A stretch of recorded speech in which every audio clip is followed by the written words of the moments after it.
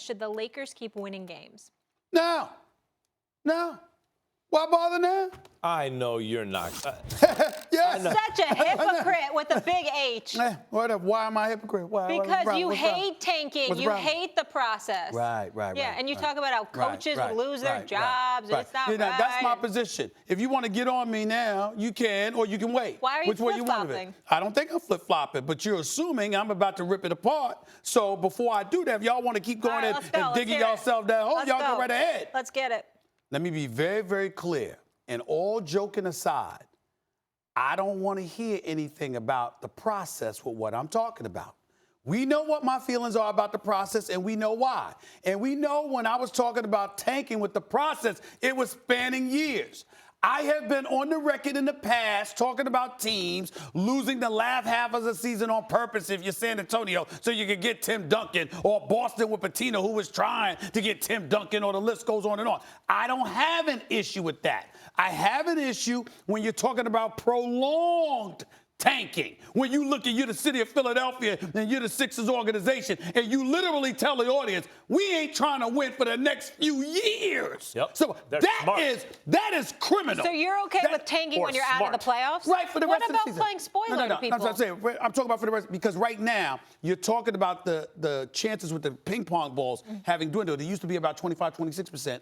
It's now diminished to 14%. So the point that I'm trying to make is that even though, the chances of you getting the number 1 overall pick have diminished, the reality is that you want to put yourself in the best position as you possibly can to get your hands on a Zion Williamson, or to a lesser degree a Ja Morant. That's what you want to do. If you are the Los Angeles Lakers, my mentality would be, why are you doing this? These games are relatively meaningless. And I didn't even get into the LeBron factor the other day.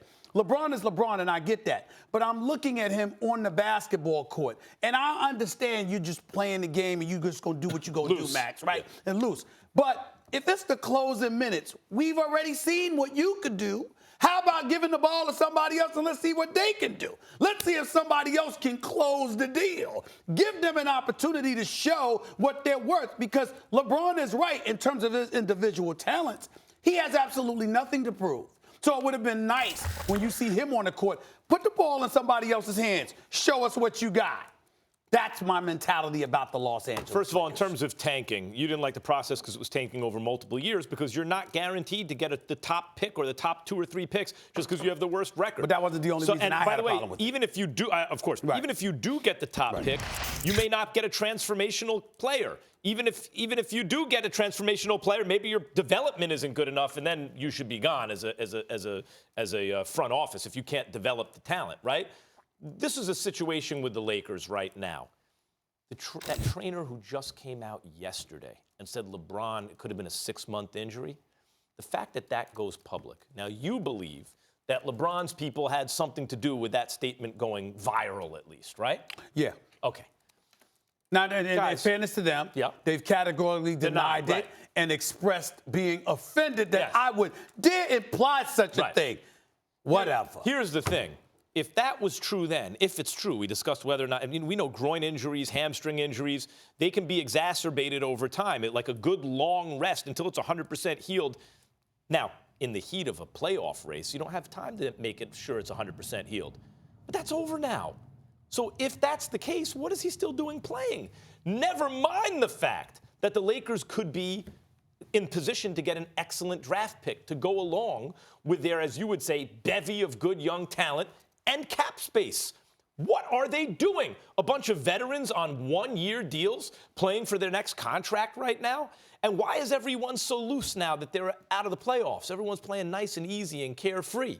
The whole thing is a bad look. Not only do I favor tanking, even over multiple years for sorry organizations, but in this case, you have LeBron James on your team already. You don't need multiple years of high draft picks.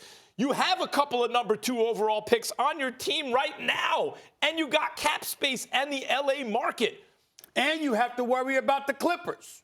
The fact that the Lakers are, by the way, Julius Randle and Marcus Smart. And it turns out that Julius Randle has some value. But I remember thinking at the time, Marcus Smart's going to be a better pro than Julius Randle. Whether or not I was right or wrong, we can debate. The Lakers are playing the Celtics late that year. And the Lakers beat the Celtics. And I'm on LA radio going, what are you doing? Now they're going to get Marcus Smart instead of you. Like, what are you doing? The Lakers, I understand the idea of a culture of winning, try to win, all this kind of stuff. Lonzo Ball's not on the floor. Brandon Ingram's not on the floor anyway. It's a bunch of veterans playing for their deals. What are the Lakers doing? The other thing that you have to pay attention to, and the reason why I bring up the Clippers is because you got to remember that the Clippers are going to have enough cap space to make some noise this offseason.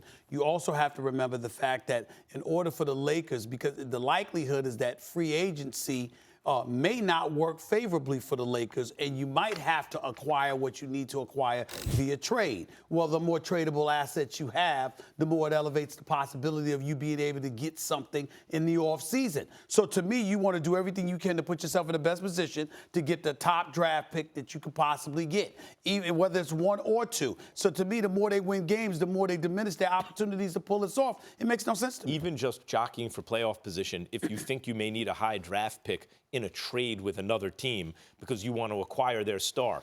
Guys, right. there are players like Chris Middleton, for example, with a player option. Obviously, he's going to opt out there and get big money. Maybe like a guy like that doesn't quite get the max, get something close to it. And maybe a player like that is more important for the Lakers. Play. I'm not as high on him as you are. But the point is, you can grab some version of a really, really good 3-and-D guard to put with LeBron, still have money to spend, still have your draft picks. If the Lakers play this right, they could be in a great position starting next year. If they play it wrong by winning meaningless games, playing LeBron a bunch of minutes, playing the veterans a bunch of minutes, they will shoot themselves in the foot. Right.